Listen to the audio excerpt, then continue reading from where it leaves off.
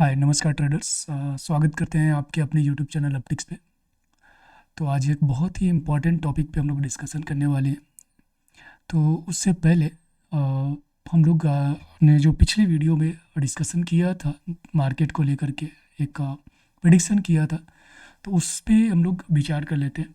तो first of all क्या था कि मार्केट अराउंड यहाँ पर चल रहा था इस रेंज में। ठीक है, आप लोग एक बार जाके चेक कर सकते हैं, इसके जस्ट पीछे वाली वीडियो है इस वीडियो के। तो मार्केट यहाँ पर चल रहा था और उस समय मैंने ये कहा था कि मार्केट का मोमेंटम इसके नीचे डाउन हो सकता है। अगर इसके नीचे चला गया तो एक अच्छा खासा डाउनफॉल दिखेगा, बट मार्केट में अचानक से ट्रैप मोमेंटम हुआ और मार्केट को यहीं से ऊपर ले जाने की कोशिश की गई। लेकिन मैंने कहा था कि अगर मार्केट ऊपर जाने भी लगेगा तो तब तक आपको बुलिश नहीं होना है जब तक कि 25,800 के ऊपर जाके क्लोज ना करे या 25,800 के ऊपर ना जाए। अगर 25,800 के ऊपर अगर चली जाती है प्राइस, तो वहाँ से मार्केट ऑल टाइम हाई को ब्रेक करने के लिए रेडी हो जाएगा। ये मैंने क्लियर मेरे वर्ड्स हैं, ये मैंने बोले हुए हैं उसमें। तो अब जब आप यहाँ पर देखोगे तो आप यहाँ पर जैसे ही देखोगे कि ये 25,800 का एक जोन है। ठीक है, 25,800 का जोन है। मार्केट क्या करता है कि यहाँ से गैप अप ओपनिंग कराता है 25,800 के ऊपर। 25,800 के ऊपर एक गैप अप ओपनिंग कराता है और मार्केट जस्ट उसके ऊपर ही ट्रेड कराते हैं, दिन भर ट्रेड कराते हैं और उसके ऊपर जाके क्लोज कर देते हैं। ठीक है, यहाँ से फिक्स हो गया था कि अब मार्केट को ऊपर ही जाना है और अपसाइड में ही जाना है। ठीक है, क्योंकि चार्ट एक एक एनालिसिस कहती है, मतलब इसके ऊपर मार्केट को ले जाने का मतलब ये था कि यहाँ के जो सेलर्स हैं वो सेलर्स कोई और था ही नहीं। इस पॉइंट ऑफ व्यू पे जिसने भी सेल किया है वो सेलर कोई और नहीं बल्कि यही लोग थे जो मार्केट को नीचे ला रहे थे और मार्केट को ऊपर ले जाकर अब यहाँ पर लोगों को ट्रैप करने का काम करेंगे। क्योंकि ये वाला सेलर्स ना फाइट करता है इस लेवल के लिए, क्योंकि यहाँ पर अब आप अगर आप देखोगे कि यहाँ पर इस जोन में कहीं भी सेलर्स की या कहीं भी बायर्स की एक्टिविटी तो है ही नहीं, फिर भी ये बायर्स यहाँ पर एक्टिव हुए। इस प्राइस एक्शन पे बायर्स कहीं नहीं दिख रहे हैं, लेकिन फिर भी ये बायर्स यहाँ पर एक्टिव हुए। और अगर यहाँ पर बायर्स एक्टिव हैं तो सिंपल सी मतलब है कि ये जो मार्केट को नीचे आ रहा था, ये इसमें कोई भी सप्लायर नहीं थे, मार्केट को ऊपर रखा जा रहा है और केवल यही लोग थे। दोनों यही सेलर भी यही थे यहाँ से नीचे लाने के लिए और बायर्स भी यही है यहाँ से ऊपर ले जाने के लिए, सेम लोग। ठीक है, चार्ट पे ये सारी चीज़ें दिख रही होती हैं। चार्ट पे अगर प्रॉपर लॉजिक नहीं बन रहा है तो मतलब कि कहीं ना कहीं ट्रैपिंग का सिग्नल बन रहा है। और ये हम लोगों ने आइडेंटिफाई कर लिया था कि अगर इसके ऊपर चला गया तो यहीं पर क्लियर लॉजिक मिल जाएगा कि कोई भी सेलर नहीं है और मार्केट को ऊपर ले जाकर ये लोग पंप एंड डंप जैसा सिस्टम करेंगे। लेकिन ये डायरेक्टली पंप एंड डंप वाला काम नहीं करते हैं क्योंकि ये बड़े प्लेयर्स हैं। तो ये क्या कर रहे हैं कि मार्केट को इन्होंने ऊपर रखा है, अभी ऑल टाइम हाई पे है। ये ऑल टाइम हाई ब्रेक कर चुका है, ऑल टाइम हाई अपना ये वाली जो कैंडल है आज की। ठीक है, अभी अचानक से वहां से अगेन सेलिंग प्रेशर देखने को मिल रहा है ऑल टाइम हाई पे और प्राइस जा रही है। बट अभी भी यहाँ पर क्लियर डिस्कशन नहीं है कि प्राइस मार्केट को यहाँ तक ले आएगी। ठीक है, तो इस जगह पे हम लोग नो डिसीजन मार करके चलते हैं, यहाँ पर कोई ट्रेड नहीं होता। ठीक है, नो ट्रेड। ठीक है, नो ट्रेड जो नहीं है। अब ऐसे सिचुएशन में हमको क्या करना है कि एक चीज अब सबसे ज्यादा फेस जो कर रहे हैं लोग, क्योंकि मैं भी उस चीज से को फेस कर रहा हूँ। इनफैक्ट मैंने जब एनालिसिस करनी चालू की कि यहाँ पर मार्केट जाने के बाद अब नेक्स्ट क्या स्टेप होने वाला है उन सभी लोगों का। ठीक है, क्या नेक्स्ट स्टेप होने वाला है उन सभी लोगों का, तो जब एनालिसिस मैं कर रहा हूं तो मैं ऐसा देख रहा हूं कि ये एकदम ट्रैप है। ऑल टाइम हाई मार्केट को रखा जा रहा है और अंदर से मार्केट को बहुत ही ज्यादा वीक किया जा रहा है। अगर मैं आपको कहूं कि यहां पर लगभग इंडियन स्टॉक मार्केट में 5500 प्लस स्टॉक्स हैं जो कि लिस्टेड है। अब उस स्टॉक्स में अगर आप देखोगे, जाके एनालिसिस करोगे, तो आप पाओगे कि लगभग 800 से 1000 ऐसे स्टॉक्स हैं जो -30% पे ट्रेड कर रहे हैं अपने ऑल टाइम हाई से। वहीं लगभग 250 से 300 ऐसे स्टॉक्स हैं या 350 प्लस ऐसे स्टॉक्स हैं जो -50% से ट्रेड कर रहे हैं अपने ऑल टाइम हाई से। तो मतलब, और ये काफी मतलब ये large cap mid cap stocks हैं, मतलब कोई ऐसे पेनी स्टॉक्स नहीं है। इनका मार्केट कैप लगभग 1-1 लाख करोड़ का है, कोई 50,000 कोई 60,000 ऐसे मार्केट कैप है इनके। और ऐसे सिनेरियो में क्या हो रहा है, मार्केट फिर भी मार्केट एकदम नीचे डाउन है, इसके बावजूद भी मार्केट अप है। और इस कंडीशन में आप सब लोग एक प्रॉब्लम फेस कर रहे हो कि मार्केट ऑल टाइम होते हुए भी बहुत लोगों के, आई थिंक मैं 95% एबव लोगों के पोर्टफोलियो जो है ना, पोर्टफोलियो जो है वो बिल्कुल ही रेड होंगे, कोई रिटर्न नहीं मिल रहा है। ऑल टाइम हाई पे मार्केट है बट नो रिटर्न। इनफैक्ट आप ऑलरेडी अभी भी लॉस में ही हैं, आपका पोर्टफोलियो रेड है। और ये केवल, यकीन मानिए, ये केवल आपके साथ नहीं हो रहा है, ये तो बहुत ज़्यादा फंड मैनेजर लोगों के साथ भी हुआ है, जो 500, 600, 1000 करोड़ मैनेज कर रहे हैं, उनके साथ भी सेम सिनेरियो। अगर आप जाके चेक करोगे, किसी भी फंड मैनेजर को जाके आप चेक करो एक बार कि कितना रिटर्न वो लोग अर्न कर पाए हैं इस मंथ या नेक्स्ट मंथ में। हाँ, इस मंथ में हम लोगों ने एक अच्छा रिटर्न अर्न किया था क्योंकि ये एकदम बाइंग मोमेंटम था। आप ये देखोगे, ये एकदम बाइंग मोमेंटम था। आपको यहां पर प्राइस एक्शन भी दिखेगा जहां पर बायर्स थे, और ये एकदम प्राइस मोमेंटम था। इसमें ये अक्टूबर वाला मंथ है और इसमें सभी लोगों ने अच्छा रिटर्न कमाया, हर कोई। बट जब यहां से मार्केट इस तरीके से जब करने लगा ना परफॉर्म, तभी हमको डाउट हो रहा था। और इसमें हम सभी, जैसे अभी आई थिंक मुझको लगता है कि हमने प्रीमियम ग्रुप में 5 या 6 स्टॉक रिकमेंडेड किए थे, जिसमें से ऑलरेडी 2 की स्टॉप लॉस हिट हो चुके हैं। हम लोग 2 को ऑलरेडी एग्जिट कर चुके हैं और अभी बाकी स्टॉक स्टक है एकदम बिल्कुल। कुछ तो हैं जो 4-5% का रिटर्न दे चुके हैं और कुछ अभी स्टक है, बिल्कुल फंसे हुए हैं। और ये सबके साथ होने वाला है क्योंकि हम लोग मार्केट को, साइकोलॉजी को थोड़ा सा लेट समझ पा रहे हैं। लेकिन हाँ, बहुत ज़्यादा लॉस ना हो इसके लिए हम पहले से ही रेडी हैं। अभी ऐसे सिनेरियो में हमको कोई बाइंग का, मैं तो बिल्कुल भी बाइंग के जोन में नहीं हूं। हाँ, कुछ ऐसे स्टॉक्स होंगे जिनको बाइंग के जोन में मैं जाके यहां पर चेक करूंगा। मैं बहुत ही अभी के डेट में बहुत ही धीरे धीरे स्टॉक रिकमेंड करने वाला हूं। इनफैक्ट बहुत ही क्वालिटी स्टॉक्स अभी बिल्कुल हम यहां से अपने स्ट्रेटेजी को बिल्कुल चेंज कर रहे हैं। जब सिनेरियो कुछ इस टाइप का बने, ऐसे सिचुएशन में आपको स्ट्रेटेजी चेंज करनी होती है और मैं अपने 50% स्ट्रेटेजी यहां पर चेंज कर रहा हूं। अब हम लोग बिल्कुल नए स्ट्रेटेजी के साथ यहां पर ट्रेड करने वाले हैं, अच्छे रिटर्न के लिए और एक बढ़िया रिस्क मैनेजमेंट के लिए। क्योंकि ये केवल मेरे साथ नहीं हो रहा है, और जिन लोगों के साथ ये हो रहा है, अभी आपको जरूरत है, आपको अगेन आपकी नई स्ट्रेटेजी पे काम करने के लिए, या अगेन आपको फिर वेट करने के लिए। अगर आपको स्ट्रेटेजी नया नहीं बिल्डअप करना है, आपको बहुत ज़्यादा एनालिसिस नहीं करनी है, आप जो एनालिसिस पे ऑलरेडी पैसा अर्न कर रहे थे, जिस सेटअप पे पैसा अर्न कर रहे हो, सेम आप उसी सेटअप पे फिर कंटिन्यू कर सकते हो। लेकिन अभी के लिए आपको वेट करना पड़ेगा क्योंकि मार्केट को अप रख के पूरे मार्केट को एकदम वीक किया जा रहा है अंदर से। और ये मार्केट को अप कैसे किया जा रहा है, जो लोग एकदम बिगिनर है उनको नहीं पता कि निफ्टी अगर अप है तो मार्केट को तो अप होना चाहिए था, क्योंकि निफ्टी अप है मतलब कि बाइंग हो रही है। बट बाइंग हो रही है कहां पर? निफ्टी बना है 50 लार्ज कैप स्टॉक्स से, निफ्टी बना है 50 लार्ज कैप स्टॉक से। और ये लार्ज कैप स्टॉक्स जो होते हैं ना, उनमें वेटेज होता है, और ये वेटेज बताते हैं कि मार्केट को कौन ड्राइव करके ले जा सकता है। उनमें से 10 से 15 ऐसे स्टॉक्स हैं, अगर आप जाके चेक करोगे, मैं कुछ एक आध नाम भी बता देता हूं, जैसे HDFC बैंक है, ठीक है, HDFC बैंक है, SBI है, TCS है, IT सेक्टर का, रिलायंस है। ये सब स्टॉक जाके आप चेक करो, महिंद्रा एंड महिंद्रा है, ठीक है। तो ये सब स्टॉक जब आप जाके चेक करोगे तो आपको दिखेगा कि इनमें अच्छी खासी बाइंग हुई है। ये अभी ऑल टाइम हाई के आसपास चल रहे हैं अपने स्टॉक्स। अगर इनमें आप अच्छी खासी बाइंग कर दो तो क्या रहेगा, मार्केट अप रहेगा। और सभी को पता है, सभी जो बिग प्लेयर हैं, जो बहुत ज्यादा बड़े प्लेयर हैं, जो एफआईज हैं, जो फॉरेन इन्वेस्टर हैं, वो क्या है, उन सभी को पता है कि पूरे इंडियन मार्केट का साइकोलॉजी कुछ ऐसा है कि सभी लोग कहां पे देखते हैं नजरें टिका के, निफ्टी को। सभी लोग निफ्टी को देखते हैं, ये उसको पता है बिल्कुल कि इंडियन मार्केट की साइकोलॉजी यही है कि सभी लोग निफ्टी को ट्रैक करते हैं और उसी के हिसाब से पैसा डालते हैं। कुछ तो ऐसे लोग भी हैं जो 100 करोड़ रुपए केवल निफ्टी के हिसाब से डालते हैं। निफ्टी यहां से 5% करेक्ट किया, पैसा डालना शुरू, निफ्टी 2% गिरा, पैसा डालना शुरू। तो अब वो क्या कर रहे हैं कि निफ्टी को बहुत ज्यादा ऊपर ही रखने की कोशिश कर रहे हैं और वो अपना पैसा निकाल रहे हैं वैसे स्टॉक से जिनका पी रेशियो जो है वो बहुत हाई हो चुका है।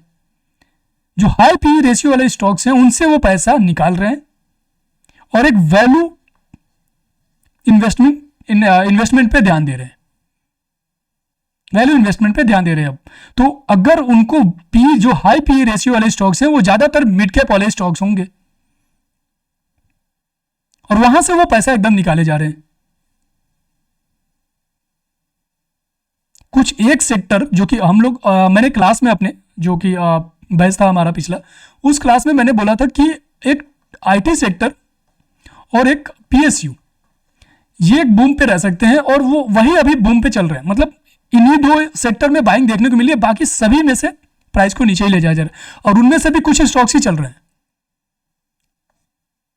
बाकी कंप्लीट मार्केट को नीचे लिया जा रहा है क्योंकि ये मार्केट के साइकोलॉजी को, इंडियन मार्केट के साइकोलॉजी को वो अच्छे से समझते हैं और इस वजह से अब हमको भी अपने इस चीज को बदलना होगा, अपने इस पैटर्न को बदलना होगा। और मैं ये कई बार कई वीडियो में या कई बार अपने क्लासेस में अपने स्टूडेंट के साथ, सभी के साथ, अपने ट्रेडर्स के साथ शेयर करता रहा हूँ या इस पर डिस्कस करता रहा हूँ कि आप हमेशा मार्केट को एक अलग नज़र से देखो कि उनकी चाल क्या हो सकती है अभी, और ये चार्ट हमेशा बताएगा।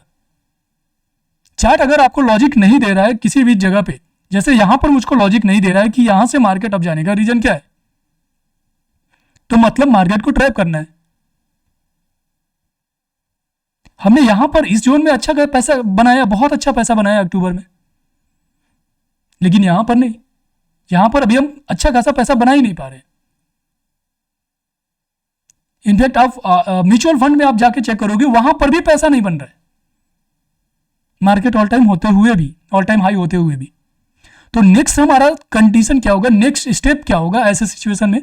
तो ऐसे सिचुएशन में हमारा नेक्स्ट स्टेप होगा कि हमको कुछ ऐसे स्टॉक्स पिक करने होंगे जो कि वैल्यू इन्वेस्टमेंट के तौर पे देखा जा सके और उसमें मुझको बाइंग की अपॉर्चुनिटी बाकी फंड मैनेजर के हिसाब से भी दिखे, बड़े प्लेयर्स की एंट्री वहां पर दिखे और रिटेलर्स की एंट्री अगर वहां पर कम हो रही है तो वैसे जगहों पे हमको इन्वेस्टमेंट करना होगा। ठीक है, उसके लिए एक सिंपल सा लॉजिक है। यहां पर हम लोग ये बात तो अच्छे से समझ चुके हैं कि मार्केट में आपका पोर्टफोलियो क्यों रेड है, राइट? आपका पोर्टफोलियो रेड क्यों है? क्योंकि मार्केट ट्रैप करके मार्केट को ऊपर रखा जा रहा है और बाकी अंदर से सभी पैसे निकाले जा रहे हैं। मार्केट को ऊपर रखा जा रहा है केवल 10 से 14 या 15 स्टॉक्स को बाई करके, जो कि लार्ज कैप के निफ्टी वाले स्टॉक्स हैं, उनको बाई करके अब रखा जा रहा है। इनमें किसी तरह का कोई भी बाइंग मोमेंटम नहीं है। यहां पर ट्रैप होने की संभावना लगभग 90% है, लगभग 90% है ट्रैप होने की संभावना। वैसे जगहों पे अभी आप या फिर वेट कर लो या फिर अपने स्ट्रेटजी पे नए सिरे से काम करो। अभी मैं एक आप सभी के साथ कुछ चीजें शेयर कर देता हूं कि मैं अभी स्टॉक्स अभी आप सभी के सामने रिकमेंड कर रहा हूं या मैं उसको डिस्कस कर रहा हूं, सॉरी, ठीक है। उसमें आपकी पोजीशन लेना ना लेना ये टोटली आपका रिस्क है, मेरा उसमें कोई भी रिस्क प्रॉफिट एंड लॉस से नहीं है। अगर मैं किसी भी स्टॉक्स के बारे में अगर बात भी करता हूं तो ये केवल और केवल ये आपका अपना डिसीजन होना चाहिए। हम यहाँ पर केवल लेवल ही डिस्कस कर सकते हैं, ठीक है। तो उससे पहले मैं चाहता हूं कि अगर आपने यहाँ तक वीडियो देख लिया है तो अगर आप नए व्यूअर्स हैं तो प्लीज़ चैनल को सब्सक्राइब कर लीजिए। आप चाहे तो हमारा टेलीग्राम का लिंक डिस्क्रिप्शन में दिया हुआ है, वहाँ भी ज्वाइन कर सकते हैं। वहाँ भी एकदम फ्री रिकमेंडेशन डाली जाती है, लेवल्स दिए जाते हैं। और इस वीडियो को शेयर कीजिए, लाइक कीजिए और हम लोग आगे थोड़ा सा बढ़ते हैं कि हमारा नेक्स्ट स्टेप क्या होगा।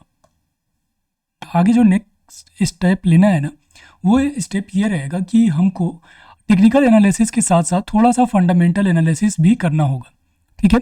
और फंडामेंटल बहुत ज़्यादा नहीं, कुछ की पॉइंट जो होंगे उसको हम लोगों को देखना होगा, जैसे लाइक दिस कि उसमें क्या किसी बड़े इन्वेस्टर का, किसी बड़े इन्वेस्टमेंट फंड का जैसे एफआईज डीआईज का, उसमें होल्डिंग इंक्रीज हो रही है, डिक्रीज हो रही है, सेल्स कैसा चल रहा है, सेल्स बढ़ा है या घटा है, प्रॉफिट आफ्टर टैक्स कितना है, ये सारी चीज़ें हम जानेंगे ताकि हम अगर किसी स्टॉक्स में ले रहे हैं, क्योंकि अभी हमारे पास शॉर्ट टर्म में जो भी स्टॉक्स लेंगे वो अब इतना मान के चलो कि आप जो पहले हम लोग 1 से 2 वीक में टारगेट निकाल पा रहे थे, अभी आपको लगभग 2 से 4 वीक करता हुआ दिखेगा। 4 वीक होता हुआ लगभग 1 मंथ या 2 मंथ भी चले जाएंगे आपको एक अच्छा टारगेट निकालने के लिए, ठीक है। क्योंकि मार्केट को इतना ज़्यादा रन किया गया है और ये सारा पैसा निकालने में टाइम लगेगा, ठीक है। तो उस हिसाब से मार्केट उसी तरीके से कंडीशन में काम करेगा। तो हमको वैसे स्टॉक्स देखने जो ऑलरेडी नीचे ट्रेड कर रहे हो, या फिर अगर आप ऑल टाइम हाई पर ट्रेड कर रहे हो, तो एक कंसोलिडेशन जोन के बाद अगर कोई मिले लाइक दिस कि ये कंसोलिडेशन जोन है, इस टाइप से ये निफ्टी का कंसोलिडेशन जोन है, अगर इसके ऊपर अगर आपको कहीं कुछ मिलता है तो आप उसको रिटेस्ट के बाद आप ट्राई कर सकते हो। अदरवाइज आपको एक डाउन फेज में कोई कुछ मिले और वहां पर आपको बाइंग का सिग्नल ऐसे मिल रहा हो टेक्निकल एनालिसिस के आधार पे, तो एक बार उसका फंडामेंटल भी चेक करना होगा कि क्या वाकई में ये स्ट्रांग है, क्योंकि एकदम शार्पली इस तरीके से नहीं जाएगा, उसको थोड़ा सा टाइम लगेगा जाने में। ठीक है, ये चीज़ को हम लोगों को ध्यान में रखना होगा। तो अभी आपको सिंपल सा मैं एक लेकर चलता हूँ यहाँ पर, और एक स्किनर.इन वेबसाइट है, या आप यहाँ पर आएंगे और मेरे एक रडार में एक स्टॉक्स है रैलिस इंडिया करके। ठीक है, रैलिस इंडिया ये टाटा ग्रुप का कंपनी है। ठीक है, तो टाटा ग्रुप की कंपनी, अब इसमें हम देखते हैं कि आप कंपनी का फुल डिटेल यहाँ पर आप पढ़ सकते हो। ठीक है, आप जब भी जाओगे तो कंपनी का काम है, कितना है, कहाँ कहाँ पर कंपनी का प्लांट लगा हुआ है और किसमें कितना ग्रोथ हो रहा है, ये सभी चीज़ें यहाँ पर चेक कर सकते हो।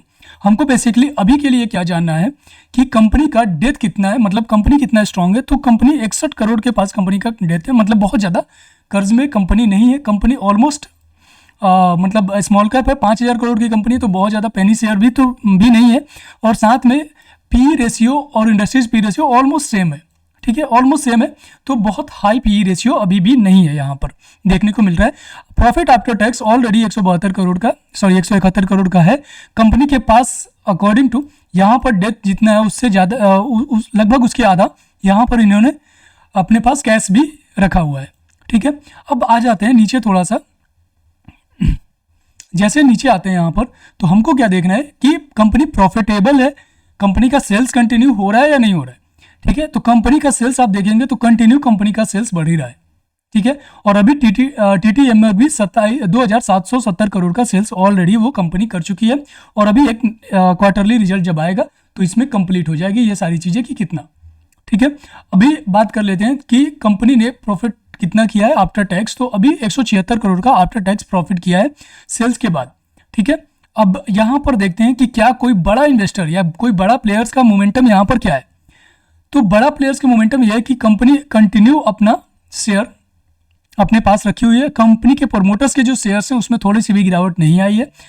और अगर कुछ यहाँ पर देखते हैं कि कंपनी के पास ऑलरेडी एफआईज के पास, ये एफआईज का डेटा है, एफआईज 11% कंपनी में स्टेक होल्ड करते थे। ठीक है, 11% जून में होल्ड कर रहे थे।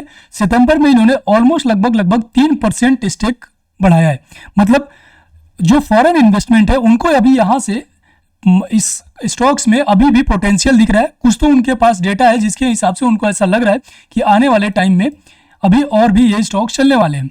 ठीक है, तो अभी इनका अच्छा खासा पैसा यहाँ पे ऑलरेडी लगा रखा है, और डीआईज का भी यहाँ पर 11% लगा रखे। हालांकि डीआईज ने कुछ यहाँ पर कम किया हुआ है अपना स्टेक, लेकिन जो स्टेक डीआईज ने कम किया उसको बाई किया है किसने, यहाँ पर क्लियर साइन दिख रहा है कि एफआईज ने बाई किया है। ठीक है, तो स्ट्रॉन्ग टू स्ट्रॉन्ग हैंड में ही ये गया है, और ये एक अच्छा साइन होता है। मतलब स्ट्रॉन्ग टू वीक हैंड में नहीं जाना चाहिए। मतलब ये जो अगर डीआईज अगर अपने पोजीशन को हटा रही है तो वो पोजीशन कभी भी रिटेलर के पक्ष में नहीं जाना चाहिए, पब्लिक के पक्ष में नहीं जाना चाहिए। पब्लिक उसमें बाई ना करे तो ही बेहतर है। अब यहाँ पर आप देखोगे कि पब्लिक भी लगभग 19.37% के आसपास स्टेक रखती थी, जो कि अभी उनका पब्लिक का भी घटा है। मतलब अगर पब्लिक का भी अगर पोर्टफोलियो घट रहा है इसमें, और बढ़ किसका रहा है, एफआईज का। मतलब वीक हैंड से स्ट्रॉन्ग हैंड में शेयर जा रहे हैं, मतलब पोटेंशियल और ज़्यादा स्ट्रॉन्ग ऐसा साइन दिख रहा है यहाँ पर कि आने वाले टाइम में स्ट्रॉन्ग है। अब यहाँ पर ये सारे सिनेरियो दिख चुके हैं। गवर्नमेंट का भी ऑलरेडी इसमें थोड़ा बहुत स्टेक है।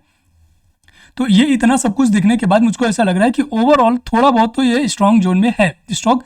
अब यहाँ पर हमको क्या करना है कि आ जाते हैं हम यहाँ पर टेक्निकल एनालिसिस कर लेते हैं रैलिस इंडिया का।